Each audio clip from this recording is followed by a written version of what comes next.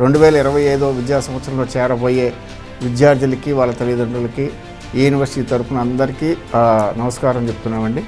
45 వసంతాలు పూర్తి చేసుకున్న KL university ఈ రోజున అనేక రంగాలలో ఈ 45 సంవత్సరాలలో చదివిన విద్యార్థులు మంచి మంచి పొజిషన్కి తీసుకువెళ్ళిన ఘనత కేఎల్ యూనివర్సిటీకి ఉందని చెప్పుకోవడంలో ఏమాత్రం కూడా సందేహం లేదు.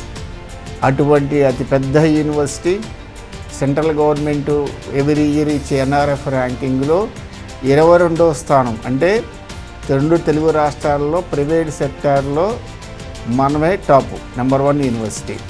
ఇంజనీరింగ్ కోర్సు అంటే ఒక సర్టిఫికేట్ కోర్సు కాదు.